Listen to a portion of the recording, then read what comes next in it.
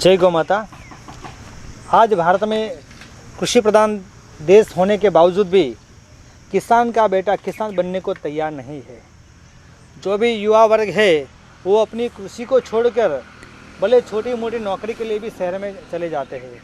आज हम गुजरात के वडोदरा जिला के करजण तहसील के एक छोटे से गांव डावट गांव में हम आए हैं। आज हमारे पास एक युवा किसान है, पूर्वजीत भाई हमारे पास खड़े हैं। वो पिछले 6-8 महीने से गौ कृपा अमृतम बैक्टीरिया का अच्छी तरह प्रयोग करते हैं। उन्होंने काफ़ी फसलों में इसका सफल प्रयोग लिया है। तो आज हम इनके मुख से ही जानेंगे। युवा किसान पूर्वजीत भाई। जय गौ माता। पहले हमने गेहूं में प्रयोग किया, उसमें हमें 1 बीघा में 13 क्विंटल की पैदावार हुई। उसके बाद हमने मक्का में प्रयोग किया जो ग्रीन फ्रॉडर होता है गौ माता के लिए, और उसमें इस साल पूरे देश में उस पर पेस्टिसाइड लोगों ने बहुत छिड़काव किया क्योंकि उसमें इल्ली बहुत आई थी। काफ़ी सारे राज्यों में उसका बहुत इल्ली ने उसको बिगाड़ा है। लेकिन हमने गौ कृपा अमृतम का बैक्टीरिया का ज़मीन में ही दिया, हमने ऊपर एक भी स्प्रे नहीं किया और उसका परिणाम ऐसा मिला कि हमें ऊपर किसी का भी स्प्रे करने की ज़रूरत ही नहीं पड़ी। हमारे खेत में इल्ली आई ही नहीं है।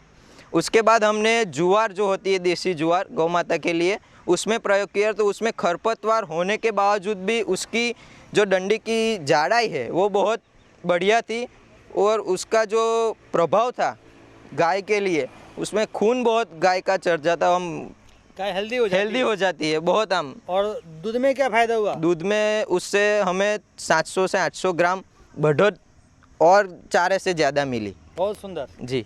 यानी कि गौ कृपा अमृतम के प्रयोग से जो आपने चारा लगाया वो चारे के पौष्टिकता बढ़ी जी, चारा के कारण गौ माता के हेल्थ बढ़ी और दूध में भी वृद्धि हुई। बहुत सुंदर बात है।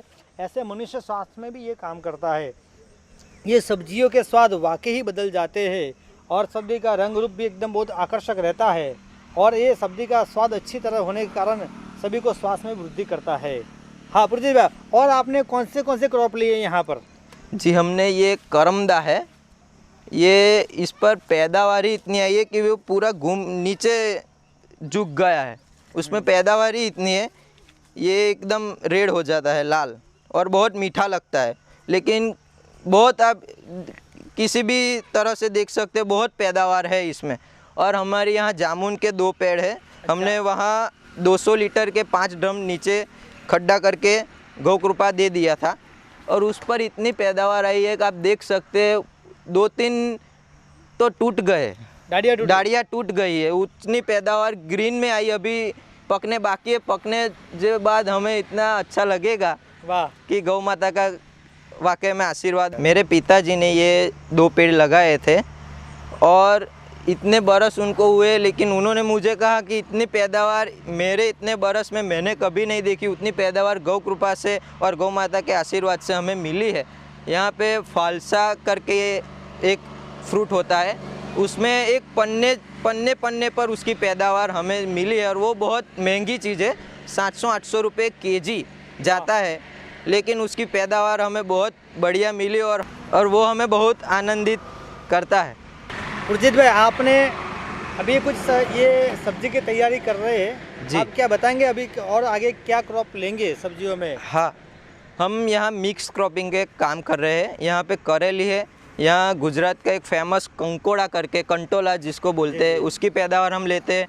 साथ में अरहर है, भिंडी है, चौरी है, गवार है। ऐसी मिक्स क्रॉपिंग पे हम काम कर रहे हैं। एक खेत में सारी सब्जी उगाए और हम सारे अच्छे स्वास्थ्यवर्धक शाक भाजी सबको मिले, ऐसा हम प्रयत्न करते हैं। अच्छा, ये सब्जी में भी क्या आप करेंगे प्रयोग? जी, हम ज़मीन में आपके मार्गदर्शन से गौ कृपा अमृतम कंपोस्ट खाद के साथ देंगे। पहले कंपोस्ट खाद देंगे, बाद में गौ कृपा देंगे और उसका स्प्रे भी करेंगे। 13 लीटर पानी में 2 लीटर गौ कृपा का स्प्रे हम एक वीक में 1 बार या 2 बार करेंगे। बहुत